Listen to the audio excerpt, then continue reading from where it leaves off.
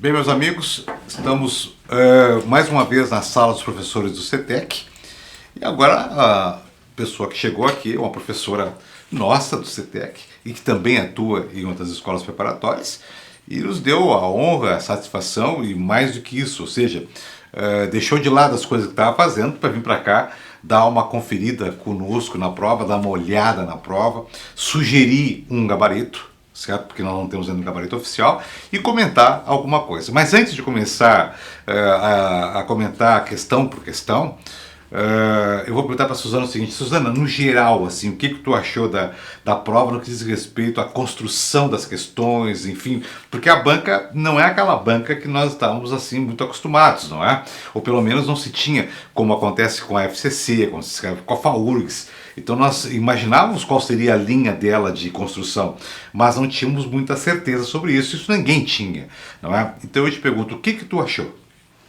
Bom, eu tive, na verdade, duas surpresas, que foi em relação à questão do provimento, né, que é a questão em relação ao inquérito civil propriamente dito, né, inquérito administrativo civil deles, e em relação à questão do acesso a informações, que são as duas legislações bem no finalzinho institucional que eu já tinha mencionado para os alunos que com certeza haveria uma questão de cada, e na verdade vieram três. Então eles fizeram duas do provimento e fizeram uma em relação à parte de informações.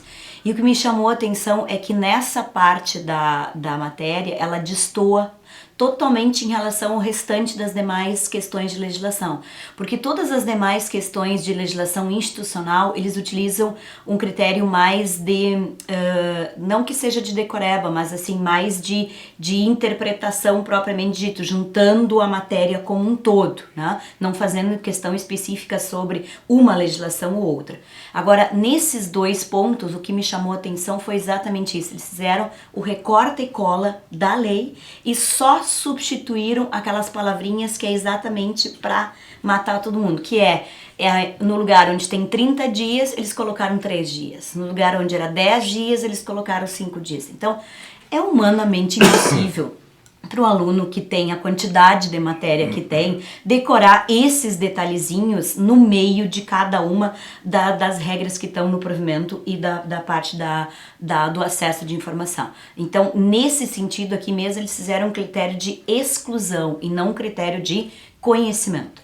Uma crítica, então. Uma crítica. Uma crítica porque o critério de seleção não é pelo que o cara sabe de conteúdo, correto? E sim pela lembrança de um numeral, digamos assim. Exatamente. Então, essas três questões era decoreba.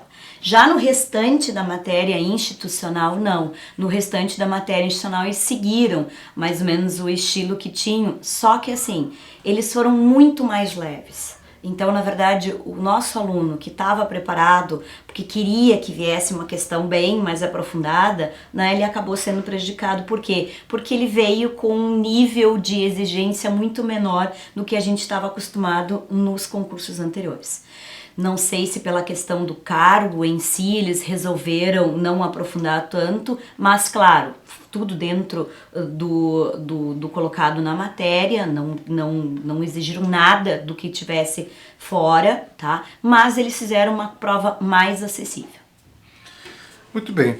Eu vou propor então agora que a gente comece a dar uma olhada nas questões, e aí eu pediria para vocês que estão nos acompanhando que peguem então ali a questão, a partir da questão 27, não é? Para nós podermos poder começar a acompanhar, certo? Então eu deixo com a Suzana daqui para frente a leitura da questão, né, as alternativas e o comentário que ela resolva fazer sobre a questão. Bom, então vamos começar. Na questão 27, então, em relação à ordem de serviço número 6, tá colocando a questão correta. Bom, a questão correta aqui, segundo o meu gabarito, é a questão a alternativa C de casa, tá? Por que não são as outras? Então, o que está errado em cada uma delas? Na A, diz assim: a marcação ou indicação da restrição de acesso em documentos registrados em sistema será feita em campo próprio, assim como a sua fundamentação, sem indicação de tempo. Não tem tempo. Ela tem um tempo, toda e qualquer informação tem tempo, então obrigatoriamente tem que ter esse tempo, por isso que o que está errado ali é sem indicação, tá? Tá lá no artigo 4º ali da ordem de serviço. Na B, no caso de documentos produzidos nos suportes físicos e eletrônicos, é obrigatória a marcação da restrição de acesso apenas, tira a palavra apenas, ou seja, não tem essa palavra taxativamente na lei.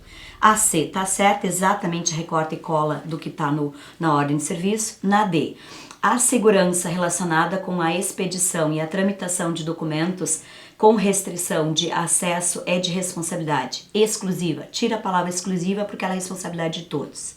Na I, a expedição de documentos com restrição de acesso poderá ser feito, tira o somente, não existe essa palavrinha somente, mediante utilização de manuseio, o resto tá certo. Então vejam, dá pra ver bem direitinho que eles botaram só algumas palavrinhas no meio, o resto é exatamente recorte e cola. Só deixaram uma que era exatamente recorte e cola da ordem de serviço. Um pega-ratão chamado de primário, né? Tá? Letra C de Canadá, então na 27, recurso nem falar. Não tem recurso, que é exatamente o que está na ordem de serviço. 28. 28, então, a respeito do inquérito civil e do procedimento preparatório, né? Agora estão falando, então, do outro provimento, né? Que foram 2 questões cobradas na prova, tá? E agora está perguntando a questão incorreta. A questão incorreta é a alternativa D de dado. Tá? E por que é essa? As outras todas é exatamente recorte e cola. O que tá errado na D? Por isso que eu nem vou comentar as outras. A D, ó. Eventual conflito negativo ou positivo de atribuição será suscitada fundamentadamente nos próprios autos ou em petição dirigida ao Conselho Superior do Ministério Público e decidirá a questão no prazo de 30 dias. Ele colocaram 3 dias. Novamente, questão de pura decoreba de prazo. Que coisa, hein? Uma espécie de induzir o cara, né? Indução a erro. Tudo bem. Então, letra D de Dinamarca, 28, está comentado. 29. Na questão 29, novamente, a correta. A correta aqui também é a D de dado. E vamos ver por que não são as outras. A. O procedimento preparatório deverá ser concluído no prazo de 90 dias. Prorrogável. Não tem prorrogação. Se acabasse em 90 dias, estava correto. O que está errado é o prorrogável para o mesmo prazo. Depois, na B, o procedimento preparatório poderá ser concluído no prazo de 3 meses. Não, é 90 dias. Acabou. Os autos do inquérito civil ou do procedimento preparatório, juntamente com a promoção de arquivamento, deverão ser remetidos ao Conselho Superior do Ministério Público no prazo de 3 dias. Novamente, a mesma regrinha aí, ó. Botaram 5 dias e o prazo é 3. A D, que é a correta, e aí, a restrição à publicidade poderá ser decretada tanto no inquérito civil quanto no procedimento preparatório, em decisão motivada, não podendo, pode ser limitada. Então, não é que ela não pode ser limitada, pode haver limitação em termos de pessoas, em termos de informações ou dados. Então... Isso aí. Também não tem recurso, né? Exatamente. Então, essas 2 questões são questões de provimento. Então, na verdade, foi na única parte da matéria que eles fizeram 2 questões sobre a mesma legislação. Questão 30, Suzana. Questão... Não é tua. Não, nem a questão 32. 32, isso. 32. Agora juntaram a Constituição Federal e a Lei Orgânica Nacional, que é a Lei Complementar número 75. Aqui, primeira observação, se existir alguma possibilidade de recurso, é nesta questão que nós vamos ter, tá? Mas assim, mesmo que haja possibilidade de recurso, eu já vou adiantando que a probabilidade deles reverterem é muito pouca. Por quê? Não é que não tenha algum erro, mas é que a única possibilidade de resposta era essa. Então é isso que eles vão utilizar de justificativa, que mesmo que se pudesse ficar na dúvida, não existia outra possibilidade de resposta, tá? Então, mas adianto que a possibilidade única em relação à minha parte seria nessa questão, vou explicar agora por quê. Então, a questão número 2 está perguntando, então, não está nem dizendo se é certa ou não, mas aí a resposta é a C de casa. E por quê? Vamos ver o que está errado nas outras, né? Na A, os membros do Ministério Público adquirem a vitaliciedade após 2 anos de exercício e não 3. B, é garantido aos membros do Ministério Público o exercício da atividade política partidária. Então, na verdade, assim, no meu entendimento, essa questão aqui, ela tá certa, tá? Por isso que eu disse que essa possibilidade de recurso, tá? Porque, na verdade, assim, a B e a C, no meu ponto de vista, estão certas. Só que eu não sei qual das duas eles vão colocar como gabarito. Então, assim, ainda acho que eles vão colocar a B como gabarito, que daí não vai ter possibilidade de recurso. Mas se colocarem a C, aí nós podemos discutir, tá? Então, essa é a questão que nós vamos ficar observando para ver. Porque, na verdade, eles têm a garantia, né, do exercício da atividade política partidária. Não existe ressalva na Constituição. Então, aqui é recorte e cola taxativamente do que está na Constituição.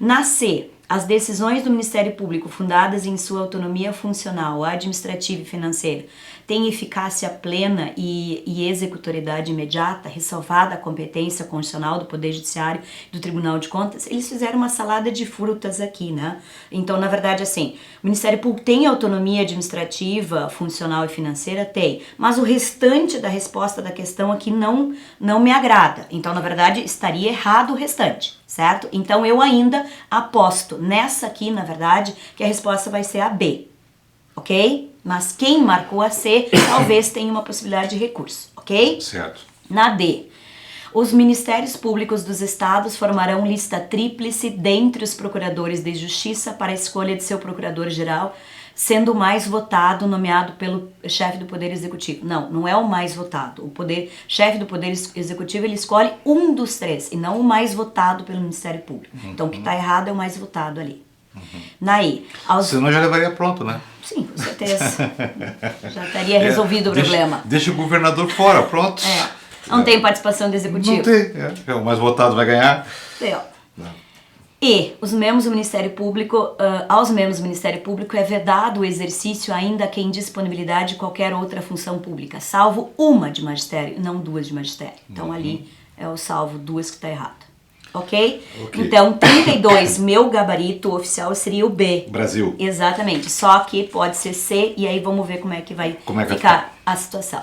Perfeito. 33. Assinale a alternativa incorreta quanto às prerrogativas dos membros do Ministério Público no exercício da função. A minha alternativa aqui é a A de amor, tá?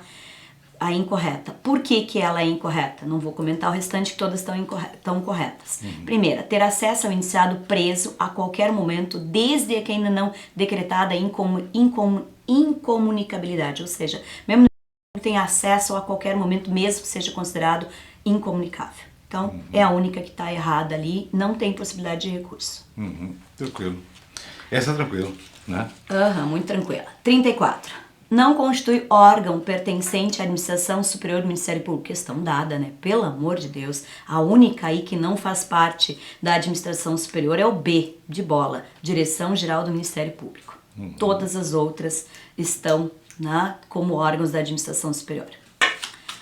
Questão de número 35. Entre as alternativas abaixo, assinale a que não descreve ato da competência do Procurador-Geral de Justiça. Começou as questões com nível de exigência um pouquinho maior. Então, aqui está perguntando o que não é competência do Procurador-Geral de Justiça. A resposta é a B de bola. É exercer a chefia do Ministério Público. Até aí tá certo. Tá. O que tá errado é o que vem depois, ó. A representação judicial e extrajudicial ela é feita pela PGE no Estado e pela AGU na União. Não é função do Procurador-Geral, tá? Então, essa tá efetivamente errada. Ou seja, não tá perguntando não, todas as outras são competências do Procurador-Geral. Beleza. Agora, 36, atribuições do Conselho Superior. Então, pelo meu gabarito, seria a resposta E de espada. E por que aí, né? Está perguntando as atribuições do Conselho Superior, né? Porque o Conselho Superior, ele é o órgão que trabalha com a questão das autonomias dos membros, e a única questão que é especificamente membro aqui é a lei, que é decidir com a presença mínima de 2/3 de seus membros sobre o vitaliciamento, ou seja, sobre a garantia do membro. Tá? Não tem nenhum erro na questão. Na A, que é propor ao Procurador-Geral de Justiça a criação de cargos, é função do Colégio de Procuradores, porque é a autonomia do órgão, né? E não dos membros. Na B, opinar sobre anteprojetos também é função do Colégio de Procuradores. Na C, eleger o corregedor-geral também é função do colégio. Na D, dar posse ao procurador-geral também é função do colégio. Então, todas as 4 primeiras são funções do colégio de procuradores. A única que é a função do Conselho Superior, que eles estão colocando no enunciado, é a E. Perfeito. 36, Equador. 37. Considere as seguintes assertivas sobre o Conselho Nacional do Ministério Público. Primeira alternativa, né? Incumbe-lhe rever de ofício ou mediante provocação os processos disciplinares de membros do Ministério Público da União ou dos Estados julgados há menos de 1 ano e não 2. Errado. 2. Além de outros membros integrarão o Conselho Nacional do Ministério Público 2 cidadãos de notável saber jurídico e reputação ilibada, indicados um pela Câmara dos Deputados e outro pelo Senado Federal. Perfeito. 130A da Constituição Federal, exatamente o que nós temos lá. 3. O Conselho escolherá em votação secreta um corregedor nacional dentre quaisquer dos membros, não, é dentre os membros do Ministério Público, não é dentre membros, porque não pode ser nem dentre advogado, nem dentre juízes e nem dentre cidadãos pode ser corregedor, só dentre de membros do Ministério Público, então errado. 4. É composto por 14 membros nomeados pelo Presidente da República e é presidido pelo promotor de justiça. Não, é presidido pelo Procurador-Geral da República. Errado. 5. É composto por 4 membros e presidido pelo Procurador-Geral da República depois de aprovada a escolha dos membros pela maioria absoluta do Senado Federal para um mandato de 2 anos admitida uma recondução. Certo. Portanto, alternativa 2 e 5, A, de amor. Letra de amor. Dia dos namorados.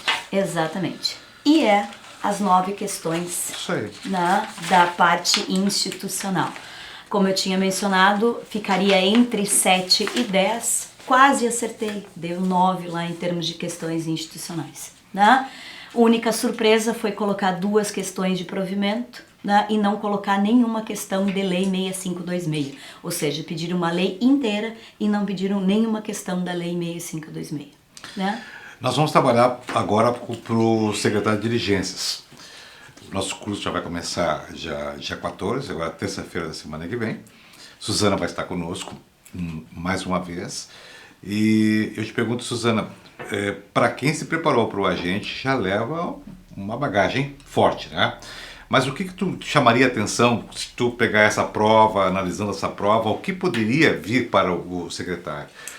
É que o secretário é o oficial de justiça do Ministério Público. Portanto, ele tem uma outra atribuição totalmente diferente do que nós preparamos agora, que foi esse concurso. Então, na verdade, esse concurso, ele focava para a função administrativa do Ministério Público. Sim. Enquanto que o secretário de diligência, ele tá, na verdade, a função dele, ele é atrelada ao promotor, que é a parte processual. Sim. Então, mesmo sendo vamos dizer assim, uma boa parte a mesma legislação, o enfoque ele é totalmente diferente, porque agora toda a forma de se preparar e a forma de elaboração das questões de prova, elas são relacionadas com a parte processual. Então eles tiram de dentro da organização do Ministério Público agora sim as funções institucionais do Ministério Público, como funciona a questão das ações propriamente dito, ou seja, né, aí sim eles se voltam para a estrutura dos órgãos de execução, toda uma estrutura que agora na verdade também estava no edital e eles sequer passaram perto dessa matéria. Beleza. Então tá, pessoal, era isso aí. Suzana, muito obrigado, certo, por esse encontro aqui na sala dos professores do CETEC, e tenho certeza que nós contribuímos para ajudar vocês, tirar um pouco daquela ansiedade que eu sei que ainda permanece até a divulgação oficial do nosso gabarito, prevista para o dia 13 de junho. Então, enquanto isso, a gente vai debatendo, vai discutindo, vai, digamos assim, fortalecendo até o posicionamento daquilo que vocês têm em relação ao que vocês fizeram e produziram, não é? E possam comentar conosco, certo? Muito obrigado, Suzana, mais uma vez, muito obrigado a vocês, certo? E até um próximo instante, um próximo momento aqui na sala de professores do CETEC. E até os nossos próximos encontros em sala de aula. Isso aí, gente. Até mais.